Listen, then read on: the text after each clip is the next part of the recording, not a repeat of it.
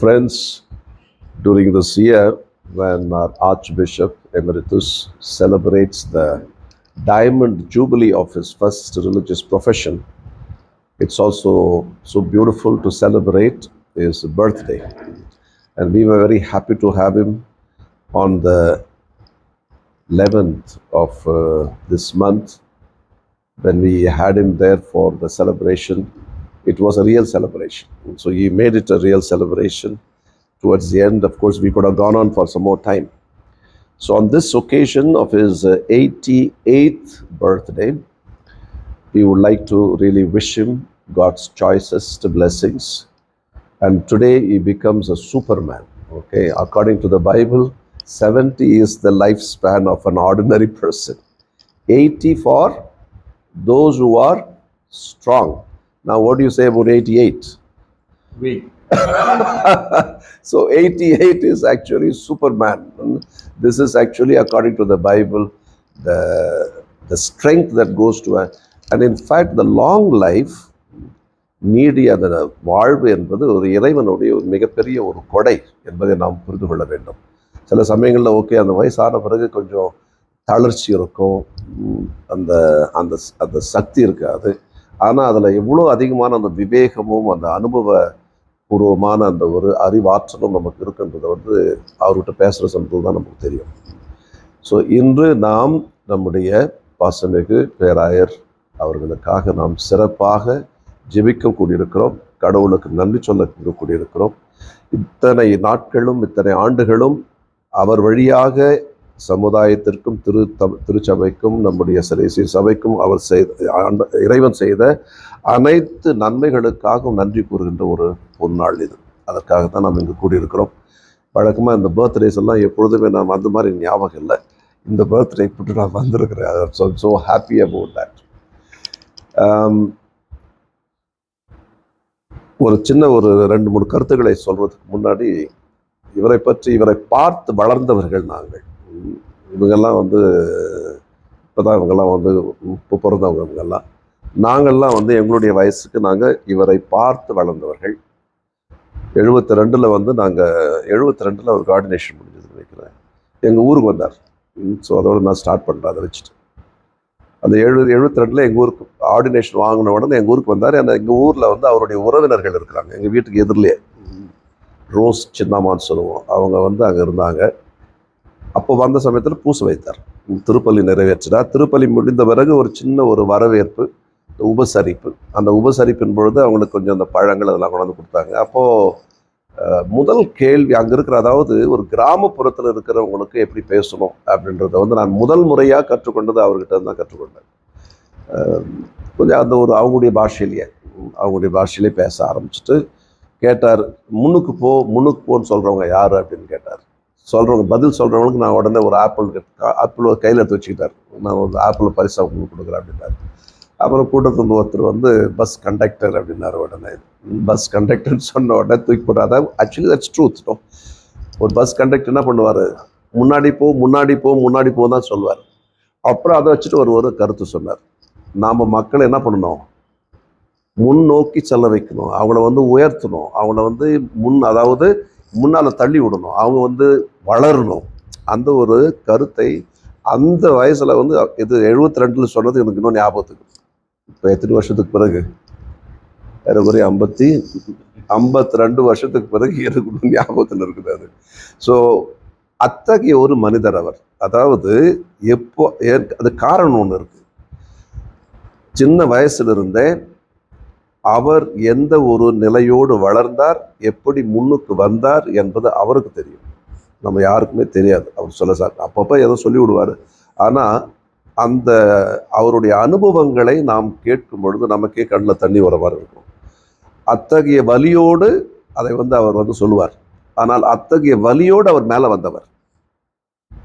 அதனால தான் அவர்கிட்ட இருக்கிற ஒரு முக்கியமான ஒரு கருத்து என்னன்னா, மற்றவங்க முன்னேறணும், எல்லாரும் முன்னேறணும். அது கரெக்ட் தான். அதிலும் ஒடுக்கப்பட்டவர்கள் முன்னேறணும்.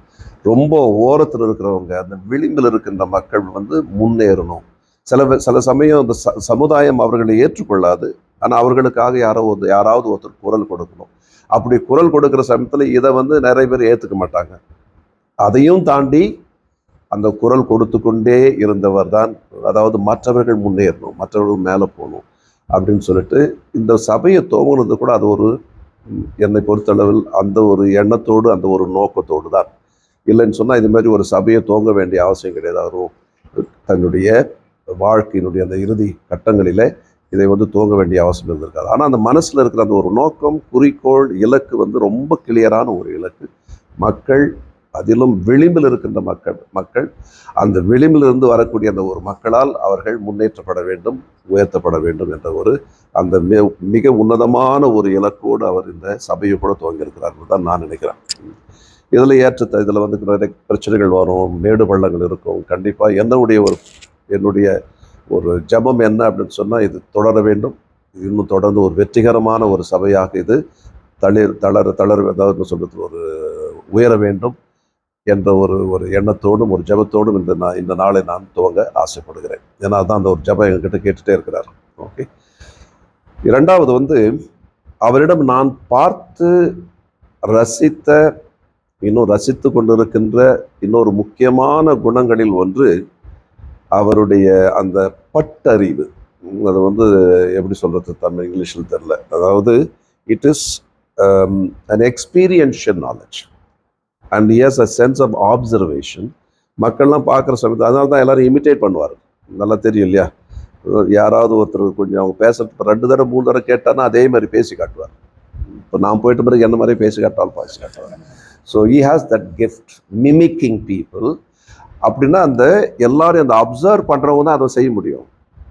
கேட்கணும், நல்லா அவங்களுடைய அந்த நடையுடை பாவனைகளை எல்லாம் ரொம்ப அப்சர்வ் பண்ணணும். அதை போல அந்த ஒரு பட்டறிவுன்றது அந்த அனுபவபூர்வமாக அந்த அனுபவத்தில் எழுந்த ஒரு அறிவு அவர்கிட்ட ரொம்ப அதிகமாக இருக்குது. நான் 200% கூட நான் கொடுப்பாது ஒரு மார்க்.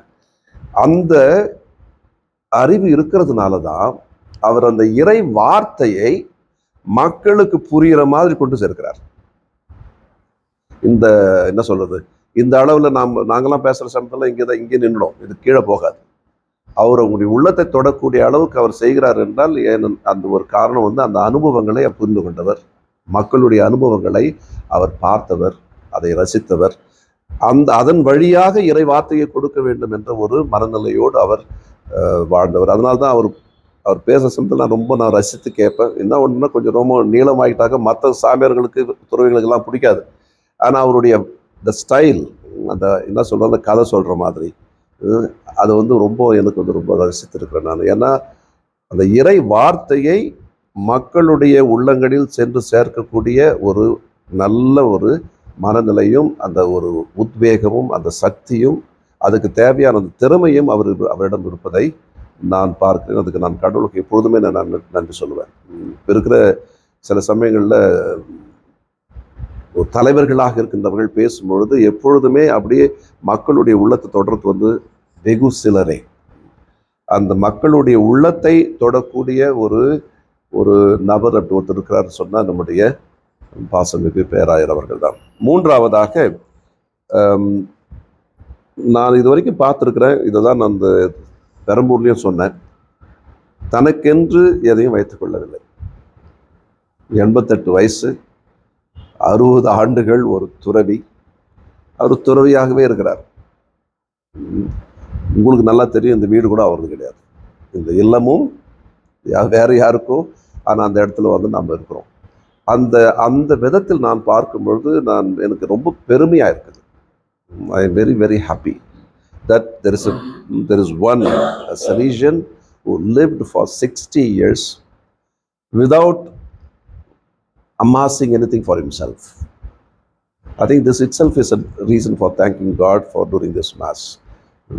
60 ஆண்டுகள் ஒரு துறவியாக எந்த விதத்திலும் தனக்கென்று ஒன்றை சேர்த்து கொள்ளாமல், தனக்கென்று சேர்த்து கொண்டதெல்லாம் நீங்கள் தான். அவருக்கு இருக்கிற எல்லா ஒரே சொத்து இந்த காங்கிரிகேஷன் தான், வேறு எந்த சொத்து இல்லைன்னு நான் நினைக்கிறேன். ஸோ அந்த சொத்து கூட அதை ஒரு மாதிரி அப்படியே மேலே கீழே போயிட்டு இருக்கிறதுனால அவருக்குள்ள மனசுக்குள்ள ஒரு வலி இருக்கும். ஆனால் இந்த நேரத்தில் கடவுள் அவருக்கு நல்ல ஒரு சக்தியையும் அந்த ஒரு நம்பிக்கையையும் கொடுத்து இந்த ஒரு சபையை இன்னும் மேலே நோக்கி அவரை நடத்த வேண்டும் என்று இந்த நேரத்தில் நான் ஆசைப்படுகிறோம். நாங்கள் அவருக்கு நாங்கள் வாழ்த்துக்களை கூறுகிறோம். இந்த நற்செய்தியில் வாசிக்க கேட்ட ஒரு ஒரு கருத்து மட்டும் நான் சொல்லி முடிச்சுக்கிறேன். ஒரு இறை வாக்கினராக அல்லது இறை வாக்கு உரைப்பவராக அல்லது ஒரு தலைவராக இருக்க வேண்டியவர், மக்களுடைய தலைவராக பிரதிநிதியாக இருக்க வேண்டியவருடைய முதல் பண்பு எதுவாக இருக்கும் அப்படின்னு சொல்லிட்டு நற்செய்தியை நாம் வாசிக்க கேட்டோம். முதல் வாசகத்துலேயும் அது கொஞ்சம் இருக்குது. எப்படின்னா, முதல்ல அவங்க இருக்க வேண்டியது வந்து அந்த மக்கள் மேல் இருக்கக்கூடிய அந்த ஒரு கரிசனம். they should have a passion for the people. Passion for the பீப்புள்னா என்ன சொல்லிட்டு அவங்களோட சந்தோஷம், அவங்களுடைய அந்த தேவைகள், அவங்களுடைய கஷ்ட நஷ்டங்கள் இதில் வந்து பங்கேற்கக்கூடிய ஒருவராக இருக்கணும். அதை பார்த்தவராக ஒருத்தர் இருக்கணும். அது இல்லை அப்படின்னு சொன்னால் என்ன ஆகும்னு சொன்னாக்கா, அவர் வந்து இப்போது வேற எங்கேயோ அவரை வந்து ஒரு ஒரு செமினரியில் அவரை ப்ரிப்பேர் பண்ணி கொண்டு வந்து இந்த மக்கள் மேலே நீ தலைவராக இருப்பாங்க அப்படின்ற மாதிரி ஆகிடும். அதற்கு மாறாக ஒரு குரு என்றவர், ஒரு ஆயர் என்றவர் அந்த மக்களுடைய மனநிலையை புரிந்து கொண்டவர், அவர்களுடைய அனுபவங்களை புரிந்து கொண்டவர், அவர்களுடைய எதிர்காலத்தை தன்னுடைய பணியாக ஏற்றுக்கொண்டவர். அப்படி இருக்கின்ற ஒருவருக்குத்தான் அந்த அழைத்தலும் அந்த ஒரு தலைமைத்துவ பண்பும் இருக்கிறது என்று நான் நினைக்கிறேன். அதுதான் அந்த முதல் வாசகத்தில் கொடுத்திருப்பதை நான் அப்படித்தான் புரிந்து கொள்ள ஆசைப்படுகிறேன். இன்று நம்முடைய பேராயருடைய பிறந்த நாளை கொண்டாடும் பொழுது அவர் அந்த மக்களுடைய கஷ்டங்களை எப்பொழுதுமே பார்த்து பார்த்து வளர்ந்து அந்த வலியோடு வளர்ந்தவர். அதனால தான் கடவுள் அவர் உயர்த்திருக்கிறார்னு நான் நினைக்கிறேன். எவ்வளோ கஷ்டப்பட்டு இருப்பார், அதாவது ஒரு ஒரு சாமியார் ஆகிறதுக்கே ரொம்ப கஷ்டப்பட்டார்னு அவர் சொல்லுவார். அப்புறம் ஒரு பிஷப் ஆகிறதுக்கு இன்னும் கஷ்டப்பட்டு இருப்பார். சிலர் வந்து நீ சாமியாருக்கு லாய்க்கு இல்லைன்னு சொன்னவங்க கிட்டலாம் போயிட்டு சொல்லிட்டு வந்திருக்கிறார். நான் இப்போ நான் ஆர்ச் பிஷப் ஆகிட்டு போய் சொல்லிட்டு வந்தேன்னு சொல்லுவார். அந்த அளவுக்கு அவர் உயர்த்தி இருக்கிறார் என்று சொன்னால் அது மக்களோடு இருந்த அந்த ஒரு அனுபவம் தான். இரண்டாவது, அந்த இறை வாக்கு உரைப்பவர், இறை வாக்கினராக அல்லது ஒரு மக்களுடைய தலைவராக இருக்கக்கூடியவர் தானாக அந்த ஒரு பொறுப்பை ஏற்க முடியாது.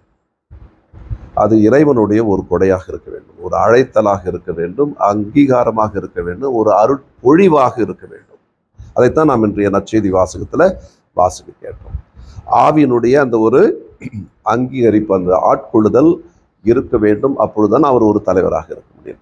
அத்தகைய ஒரு அழைப்பும் அதாவது பரிசுத்த ஆவியுடைய அந்த ஆட்கொள்ளுதலும் அருட்பொழிவும் யாருக்கு இருக்கிறதோ அவர்கள் தான் ஒரு தலைவராக இருக்க முடியும். அவங்களாக ஒரு தலைவராக ஏற்றுக்கிறது, அதாவது முன் வந்து நான் தலைவராயிடுறேன் அப்படின்றது வந்து ஒரு இந்த காலத்தில் வந்து ரொம்ப சாதாரணமான ஒரு செயலாயிடுச்சு. அங்கங்கே முளைக்கின்ற ஒரு காளான்கள் போல நிறைய தலைவர்கள் உருவாகிட்டாங்க. அவங்களெல்லாம் தலைவர்கள்னு நாம் சொல்ல முடியாது. அதற்காகத்தான் அந்த அழைப்பும் அங்கீகாரமும் அந்த ஒரு அருட்பொழிவும் ஒரு தலைவரை தலைவராக மாற்றுகிறது. இல்லைன்னா என்ன ஆகிடும்னா, ஒவ்வொருத்தரும் அவங்கவுங்க வந்து ஒரு சின்ன சபையை துவங்கி அவங்க வந்து தலைவராகிடுவாங்க. அல்லது இப்போது சில இந்து